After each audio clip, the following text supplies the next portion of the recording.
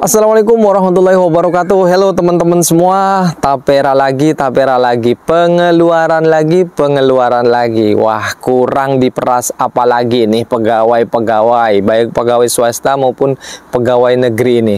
Sudah ada pajak atau PPN, sudah ada BPJS, potongan BPJS yang dipotong langsung dari rekening, sudah ada ini itu, ditambah ada tapera ini yang lumayan 3% dari gaji jika nantinya disahkan. Kalau 5 juta ya kurang lebih 150 teman-teman. Ya lumayan ya kalau setiap bulan dipotong 150.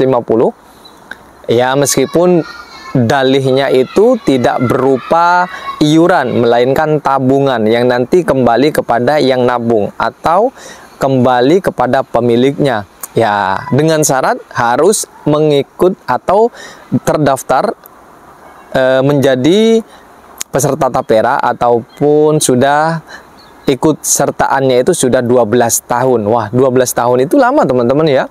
Kalau kita hitung 12 tahun itu lama ya. Kalau 12 bulan sih bisa dibilang cepat. Kalau 12 tahun itu lama teman-teman.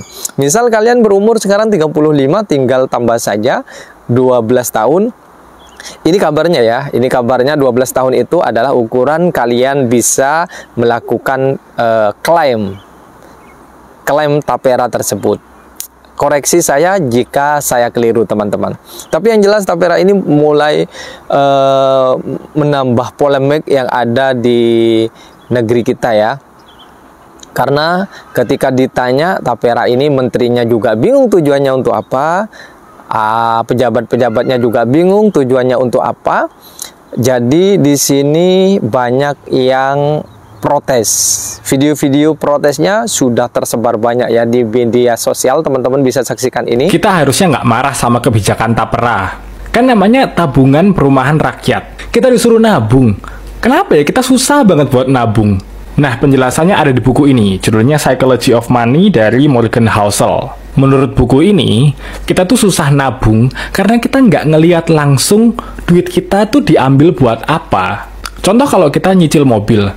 Duit kita diambil, tapi kita lihat mobilnya ada. Nah, kalau nabung atau investasi, duit kita berkurang, tapi kita nggak tahu duit kita tuh sebenarnya di mana. Apakah disimpan, ditumpuk, atau dipakai nyawer biduan? Karena kita nggak lihat hasilnya, kita jadi nggak rela. Nah, saranku buat pemerintah, nanti kalau gaji-gaji kami udah dipotong, coba bikin aplikasi kayak BPJS Ketenagakerjaan. Jadi tiap hari kami bisa lihat tuh, duit kami yang udah kepotong itu totalnya berapa ya. Dan kalau bisa dibikin gamification. Jadi duit kita segini nih, dikasih notifikasi, 2 bulan lagi kamu bisa DP rumah. Jadi kami bisa ngitung, berapa ratus tahun lagi bisa kebeli rumah di BSD. Menurut Psychology of Money, ngatur uang itu sebenarnya kuncinya cuma 2. Kurangi spending, berbanyak income. Nah, mungkin kita sekarang marah karena memang income kita dikit. Jadi mending ayo kita perbanyak income, ayo nabung, kita kumpulin duit yang banyak supaya suatu saat nanti kita bisa beli rumah di Jepang.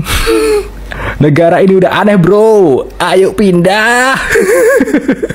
Asabri dikorupsi, Taspen dikorupsi, Jasara Harja dikorupsi, Jiwasraya dikorupsi. Sekarang ada lagi tapera. Bakal dikorupsi nggak? Ya kalian tahu sendiri lah. Kalau mau bersih-bersih amat di surga aja lah kau.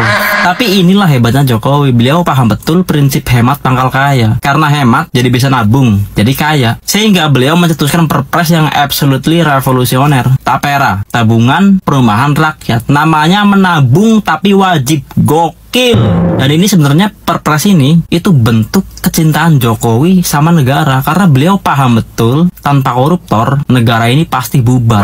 Bagaimanapun juga koruptor itu adalah bagian dari ekosistem politik yang perannya sangat penting. Secara analogi, jika tikusnya punah maka predator di atasnya ikut punah, ya kan? Tikus dimakan ular, ular dimakan elang, elang dimakan apa ya? Elang dimakan apa ya? Nggak tahu, tanya yang mau tanya saya. Yang sudah punya rumah, kenapa juga kemudian diwajibkan dan apa manfaatnya?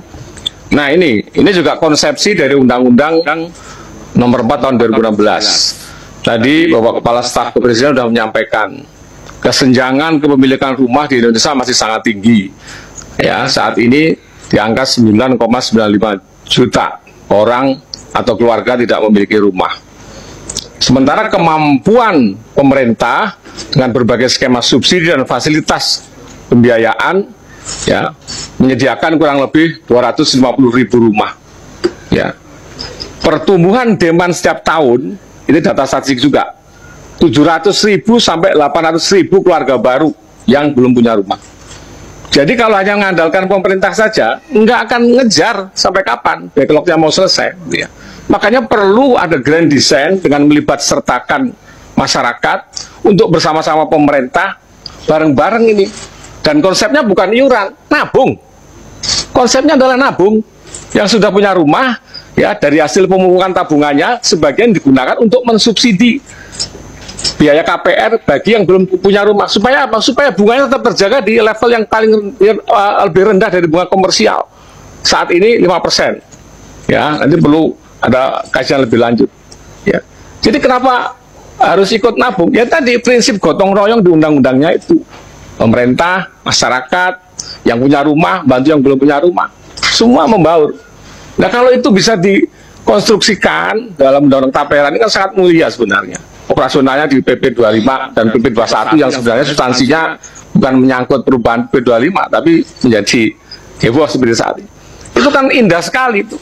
Maka leverage kemampuan gotong royong tadi antara masyarakat dan pemerintah untuk mendeliver output perumahan dalam rangka ngejar kesenjangan kemiskinan rumah itu akan semakin bisa terkejar. Itu Mbak barangkali. Tapi manfaatnya Pak bagi pekerja swasta itu apa Pak?